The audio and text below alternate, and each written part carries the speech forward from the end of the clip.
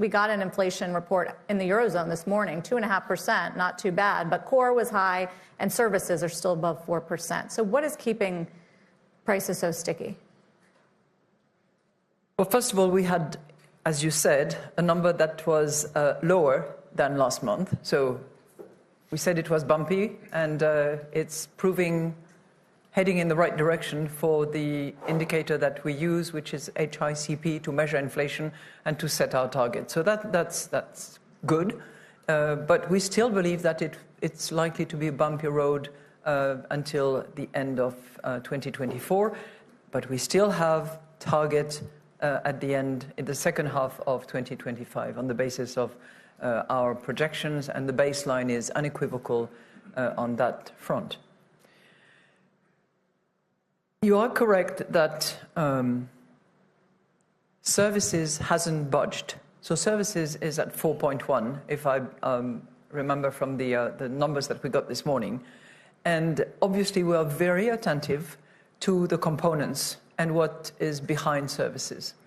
And the real issue is to understand whether those are, this is caused by sort of permanent changes, or whether it is also a factor of the lag effects of other components which are finding their way more slowly and gradually into services. And the jury is out as to exactly what it is.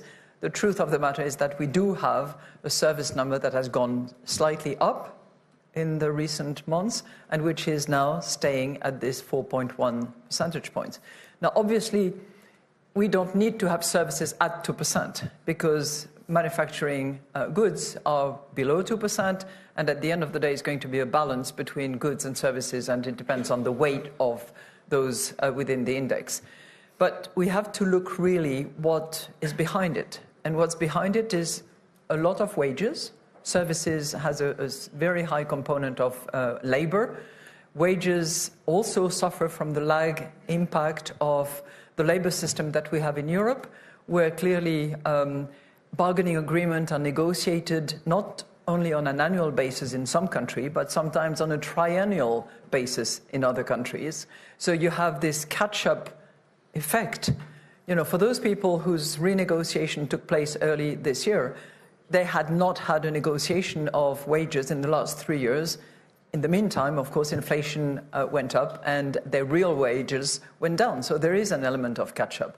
So we need to really unpack all that to get to the root causes of inflation behind services.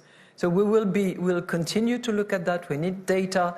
It applies to wages. It applies to profits, because we are seeing profit gradually declining compared to the height where they weren't at the end of 22. But we need to see those profits absorbing the wage cost increases to make sure that the second round effect is out of the window, and services are also going to be on a declining path as well. But services is the difficult one. I was just going to pose that Taylor Swift is touring Europe this summer, and there tends to be an inflationary effect in services. Am I right, Chair Powell? We saw it last year, didn't we? It's not just Taylor Swift, you know, others have come as well. Larry Spring. Yeah. I don't know. I saw her at Wembley, and there was a lot of spending going on.